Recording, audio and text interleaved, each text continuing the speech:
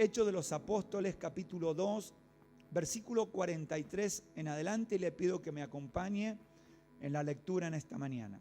Dice la palabra de Dios lo siguiente: y sobrevino temor a toda persona, y muchas maravillas y señales eran hechas por ¿quién? Los apóstoles, ¿sí? La iglesia.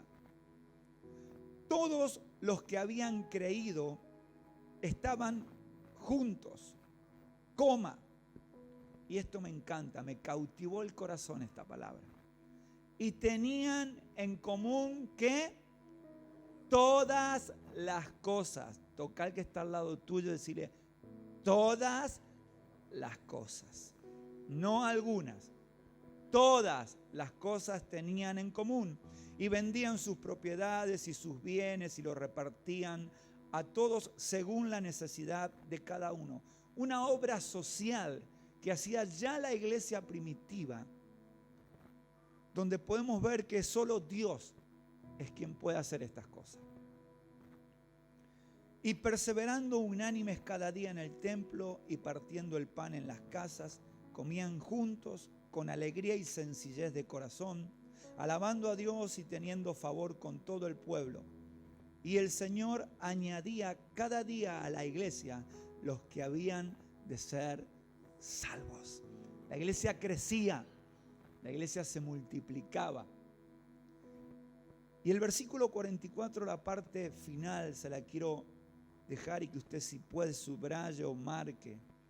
Y tenían en común todas las cosas. Y me puse a trabajar con esta palabra para que el Espíritu Santo me hablara, porque el tener en común todas las cosas habla de un conjunto de muchas cosas.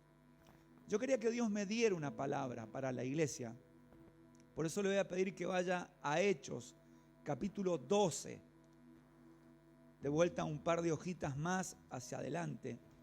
Hechos capítulo 12,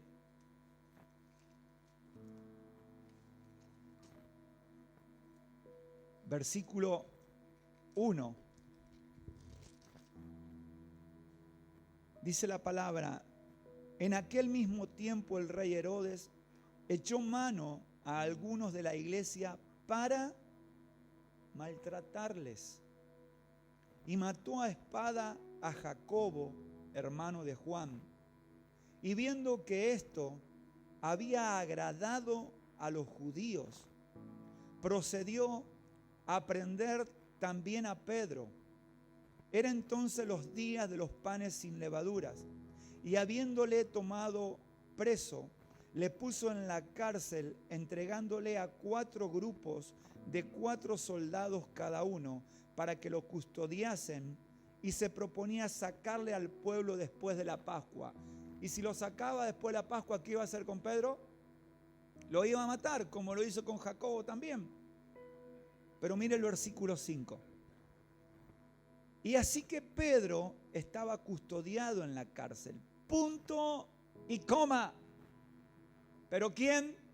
Levante su mano en esta mañana. Pero la iglesia, ¿qué hacía? Sin cesar, oración a Dios por él. Entonces, orando muy de madrugada en esta mañana, le decía: Señor, hay muchas cosas que estaban en común, pero seguramente hay una que es mayor que todas. Y el Espíritu Santo me lleva a Hechos 12 y me habla acerca de la oración de la iglesia.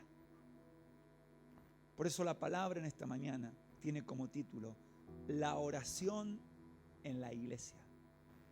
Yo sé que cada uno de los que estamos aquí oramos. Aún nuestra hermana Gabriela al comienzo, ella dio apertura con un versículo bíblico diciendo: tenemos que orar, tenemos que buscar a Dios. Y sé que lo hacemos en forma personal, pero hay una oración que tiene poder. Hay una oración que hace que las tinieblas tiemblen, los demonios huyan y los milagros sucedan. ¿Qué es la oración del cuerpo? La oración de la iglesia. El poder orar unos por otros. Yo sé que cada uno de los que estamos aquí en esta mañana tenemos problemas personales.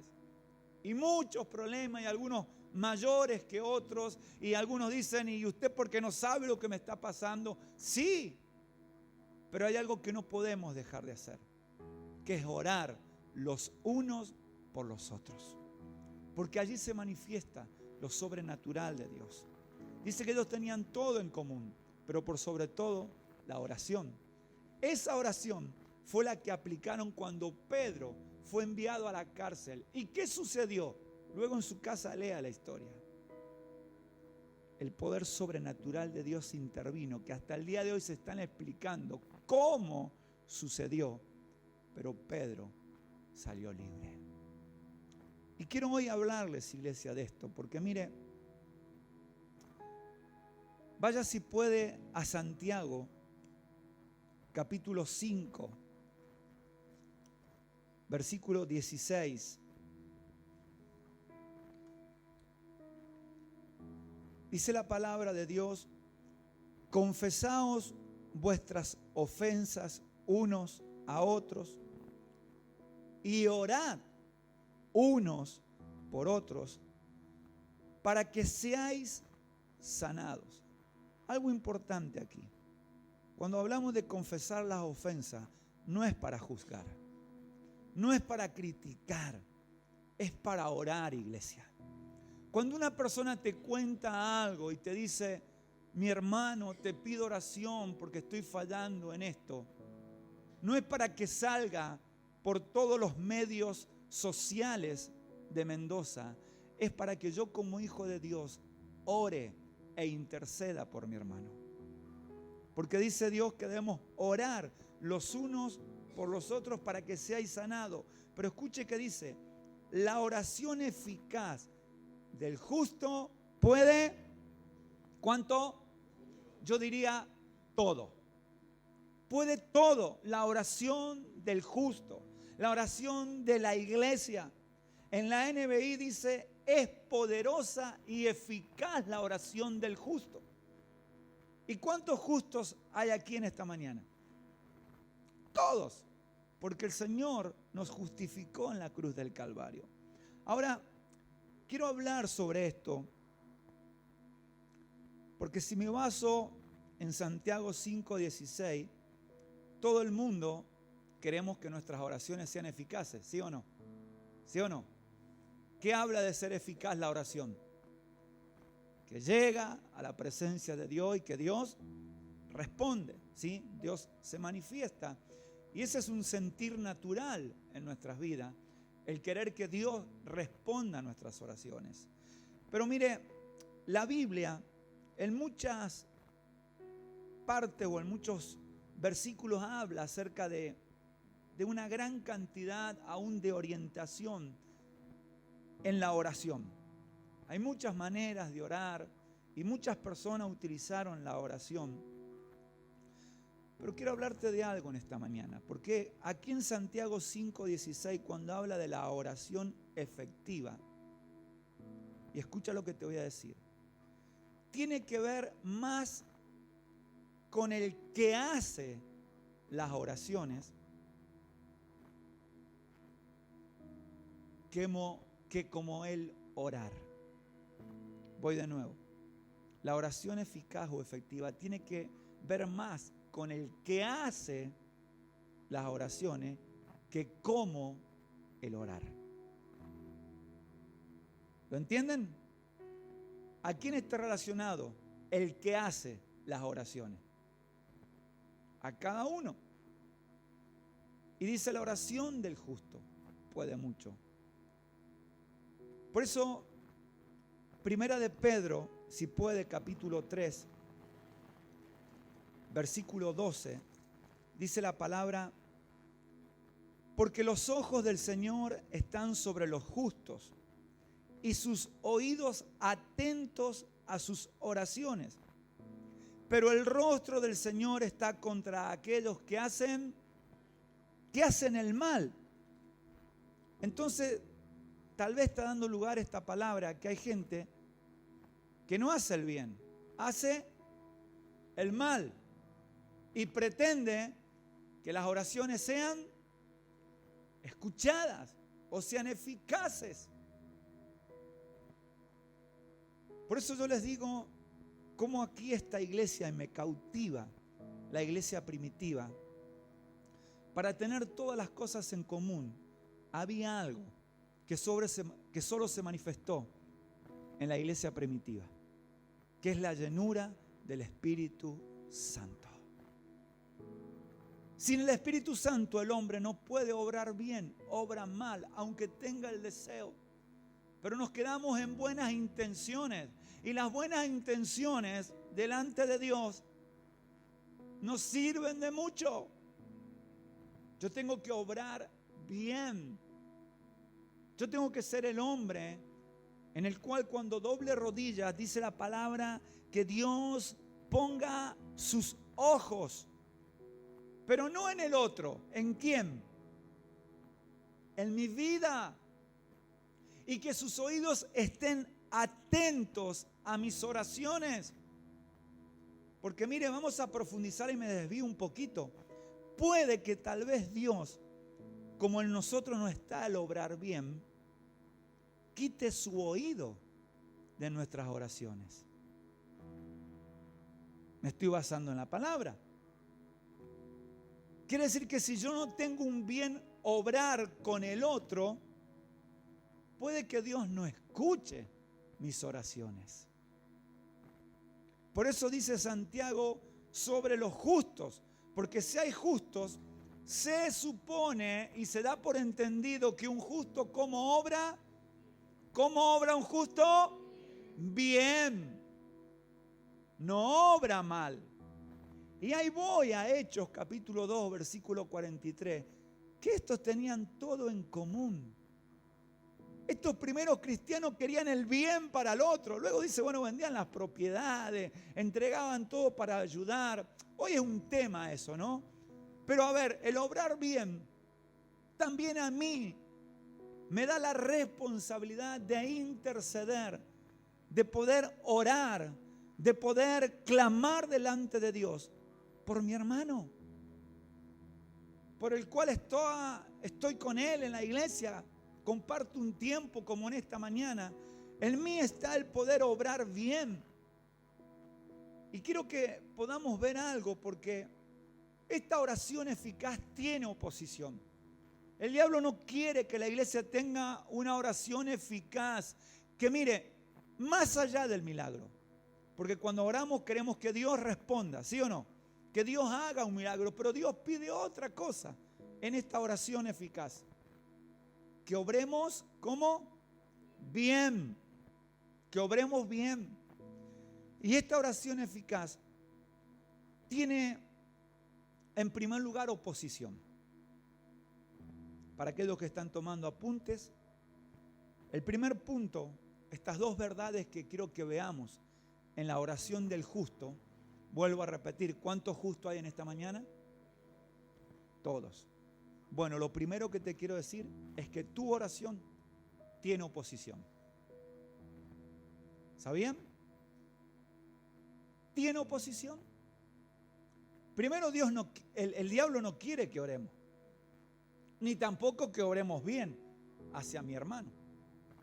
Entonces, hay oposición, y la primera oposición está en Mateo 26, capítulo 41. Los que pueden buscar en su Biblia, acompáñenme. Mateo 26, versículo 41, un suceso muy conocido y muy especial en la vida del Señor cuando estaba en el Getsemaní. ¿Sí? Pero dice la palabra, velad y orad para que no entréis en ¿qué? En tentación. El espíritu a la verdad está dispuesto, pero ¿cómo andamos con ese tema? con el tema de la carne. No con los costillares, con los vacíos, no. Está cara, ¿no? La primera oposición somos nosotros mismos, iglesia. ¿Saben por qué no podemos obrar bien? O porque no podemos muchas veces tomarnos en el espíritu la situación de un hermano e interceder para que Dios se manifieste. Porque luchamos con nosotros mismos. Luchamos con nuestra carne, la cual primero no quiere. ¿Qué no quiere la carne? No quiere orar. ¿Cuántas veces te levantas, pones el reloj 2, 3 de la mañana, lo escuchas, les metes por ahí a las tanteadas la mano y sigues durmiendo? Porque estás cansado, sí, yo te entiendo. Pero ¿cuántas veces te comprometes a orar por alguien? Y te quiero decir algo, iglesia, cuando tú tomas la petición de alguien y te comprometes a orar por esa persona da por sentado que tú estás orando por él. Y a veces nosotros, como no está el sentir del obrar bien en nuestras vidas, nos dicen, hermano, ayúdame, hermano, estoy pasando por esta situación, y te entra por un oído y te sale por el otro. Y si oras, lo haces el primer día y después abandonas la oración. Y nosotros nos sumamos a un tipo de oración que es la oración intercesora. Y la oración intercesora, ¿hasta cuándo ora? ¿Una semana? ¿Un mes? ¿Hasta cuándo? Hasta que la respuesta suceda. Y por ahí viene el hermano y te dice, hermano, estás orando por mí.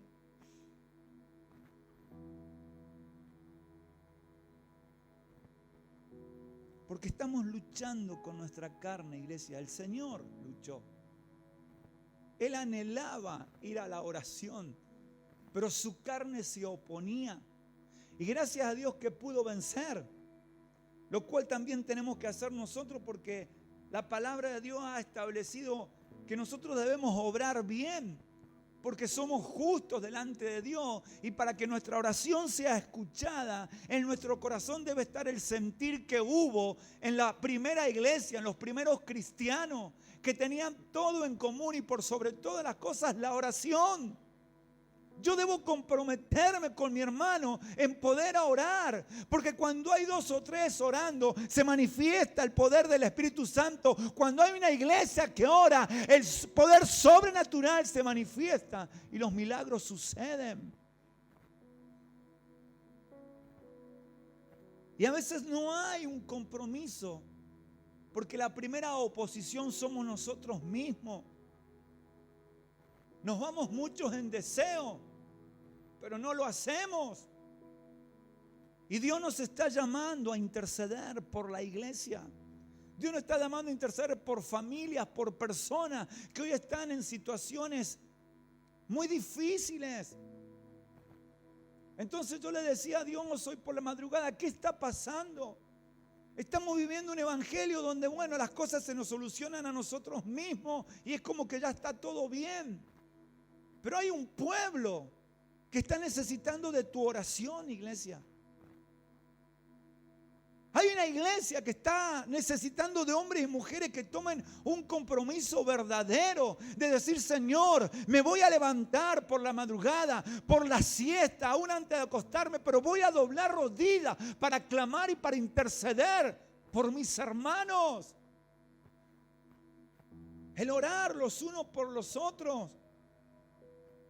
La lucha está en nosotros mismos. Mire, vaya a Gálatas, capítulo 5, versículo 16. Dice la palabra de Dios, digo pues, andad en el Espíritu y no os satisfagáis los que. Quiere decir que cuando yo digo voy a orar y no oro, y cuando yo pongo el despertador por la madrugada e intento y me quedo dormido en forma de L porque me vence el sueño, ¿Le estoy dando lugar a qué? A ver, dígalo usted. ¿A la qué? A la carne. Porque el deseo de la carne es contra el espíritu. Y el del espíritu es contra la carne. ¿Y estos qué? Se oponen entre sí para que no hagáis lo que quisierais. Iglesia, a ver. ¿Quiero orar? ¿Sí o no? ¿Me comprometo? ¿Y por qué no lo hago?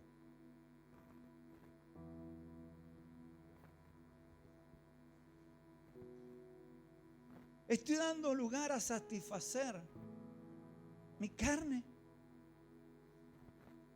No estoy viviendo una vida en el Espíritu como el Señor quiere y como lo tenía la iglesia primitiva.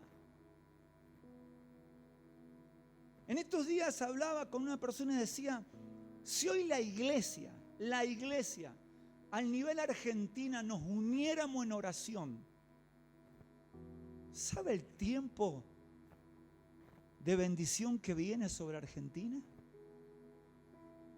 ¿Sabe cómo Dios hace pac y saca a lo que usted sabe y manifiesta su voluntad sobre esta nación? Dice la palabra que Dios saca a reyes. Y si la iglesia ora, ¿qué sucede? Dios interviene. Y Dios cambia todas las cosas. Pero todavía estamos peleando con la carne. ¿Será de Dios que tengo que orar por esta hermana que tiene un tumor? Revélamelo, Espíritu Santo. Tenés que orar. Orá por vos, pero también orá por tu hermano. Porque eso era lo más importante en la iglesia primitiva, lo que tenían en común. El poder orar los unos por los otros, pero sin embargo todavía estamos luchando. ¿Cuántas veces el Espíritu Santo nos llama a orar y no lo hacemos?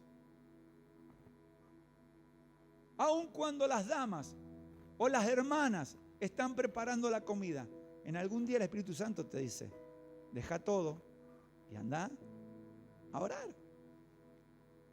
Cuando están mirando Moisés, el Espíritu Santo te dice, deja y anda a orar. ¿Y qué hacemos? La primera oposición somos nosotros mismos. Pero te quiero dejar lo segundo.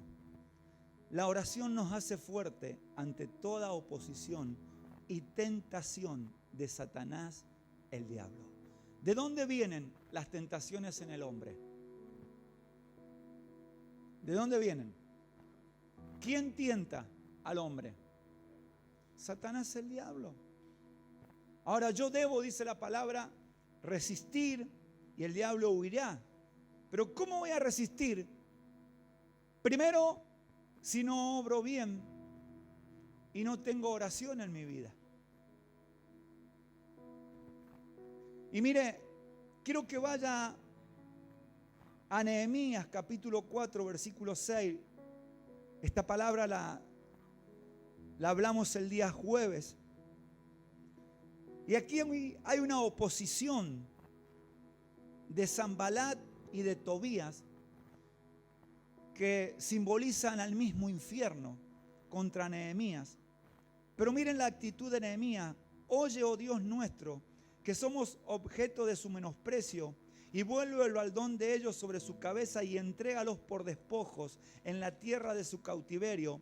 No cubra su iniquidad ni su pecado sea borrado delante de ti, porque se airaron contra los que edificábamos. ¿Qué estaba haciendo Nehemías?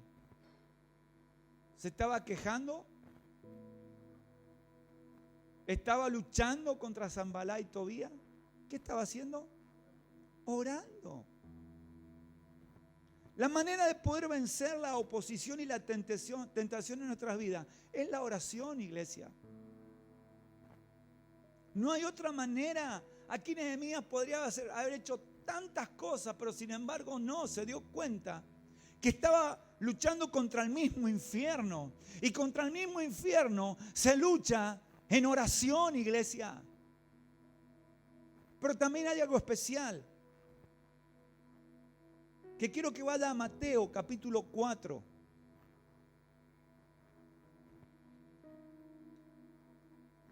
Versículo 1. Dice la palabra: entonces Jesús fue llevado por el Espíritu al desierto. ¿Para qué? ¿Para qué fue llevado? Jesús. Quiero que preste atención porque esto se los dejo de regalo. Entonces Jesús fue llevado por el Espíritu al desierto. Mateo capítulo 4 versículo 1. Pero quiero que lea Lucas. Lucas capítulo 4 y versículo 1. Y ustedes fíjense de qué manera fue llevado al desierto para vencer la tentación. ¿Qué dice? Jesús, como lleno del Espíritu Santo, volvió del Jordán y fue llevado por el Espíritu al desierto. ¿Qué decía Mateo 4:1?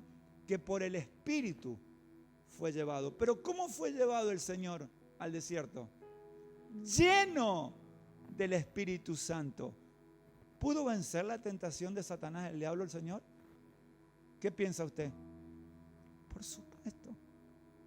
Ahora, ¿lo hizo en la carne? ¿Cómo lo hizo? Lleno del Espíritu Santo. El Señor era un hombre de oración, de intimidad con el Padre, pero también estaba lleno del Espíritu Santo como estaba la iglesia primitiva. Porque cuando leemos Hechos capítulo 2, versículo 43 al 47, se desprende de Hechos capítulo 1 y aún del 2, cuando fue el derramamiento del Espíritu Santo sobre el aposento, el lugar alto, dice la palabra, que todos fueron llenos del Espíritu Santo. ¿Qué te quiero decir? Que una persona puede obrar bien solo cuando está llena del Espíritu Santo. Y esa oración va a ser eficaz. Esa oración va a provocar que el Señor ponga sus ojos, pero también que incline su oído. Por eso hay tanta resistencia a la oración, no solamente personal, sino también a la oración como iglesia. Hoy, en los tiempos que vivimos, las iglesias tendrían que estar llenas de hombres y mujeres que vienen a orar. Si podríamos dejar los cultitos de lado, sería mejor.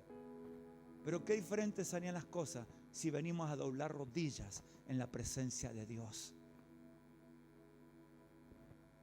Porque la oración en la iglesia tiene poder.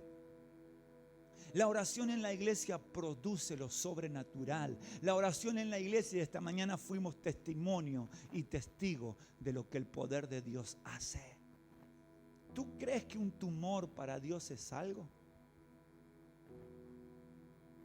No. ¿Tú crees que para Dios poner vida donde hay muerte es algo? Pero sí tenemos que activar la oración. Sí tenemos que ser hombres y mujeres de oración. Tienes que tomarte un tiempo, pero no para orar por lo tuyo propio, para interceder, iglesia. Intercede por tus hermanos. Tómate un tiempo en el día y decir: Señor, pongo 2 o 3 peticiones. No pongas 20, 2 o 3 peticiones. Pero Señor, está en mi mente y está en mi corazón que voy a interceder. Y voy a interceder hasta que la respuesta la vea con mis ojos. Esa era la iglesia primitiva. La iglesia que clamaba.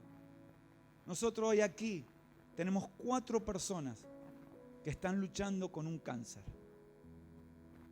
Pero ya tenemos 2 respuestas de parte de Dios. Nos quedan 4 por conquistar. Y tal vez no te lleves el nombre y no te intereses mucho por la persona. Solamente únete a la oración y di: Señor, este milagro lo quiero ver. Señor, esto sobrenatural lo vamos a vivir. Porque tú eres el Dios que gobierna. Tú eres el Dios, dueño y Señor de nuestras vidas. Y vamos a ver como las cosas van a cambiar. Y todo lo que hoy es imposible va a ser posible, porque la iglesia ora. Esa liberación de Pedro en la cárcel no fue porque tuvieron compasión, fue porque la iglesia clamó. Y hasta el día de hoy se están preguntando cómo salió, porque nunca se rompió un candado, nunca se abrió una puerta. Las 4 líneas de 4 soldados ni se enteraron cuando Pedro pasó por delante de ellos. Dicen, a lo mejor fue un ángel que vino y lo sacó. No, iglesia. Fue el poder de la oración en la iglesia. Porque mientras Pedro estaba en la cárcel, dice la palabra que la iglesia estaba orando sin cesar. Y esa es la iglesia que Dios está buscando en este tiempo. Una iglesia que obre bien. En verdad, que tú ores por lo personal, te felicito porque por lo menos oras. Distinto sería que ni oraras. Ahí estarías en un gran problema. Pero ¿sabe cuál es mi bendición y cuál es mi gozo?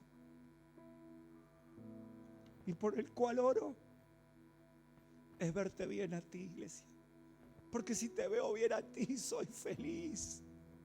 Si te veo bien a ti, digo, Señor, gracias porque tú estás con nosotros.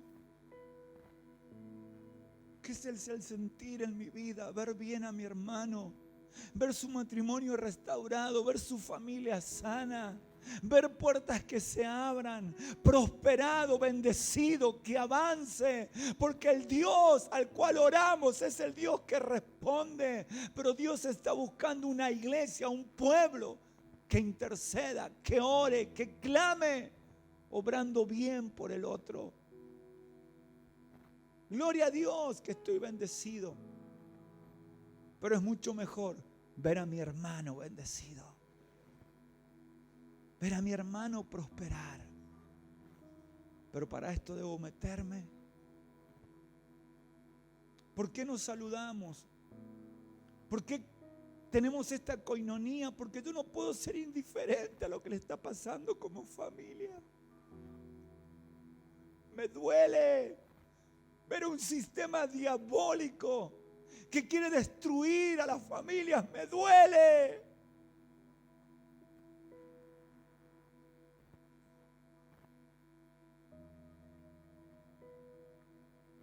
La iglesia primitiva tenía todas las cosas en común, pero por sobre todo, la oración. Esa oración que dice, es eficaz y puede mucho. La oración que hace que el poder de Dios se manifieste. Perdón, pero tengo que meterme. En el cuerpo de Cristo no soy un ente individual, formo parte de un cuerpo. Y Dios quiere que actuemos como cuerpo. Amén.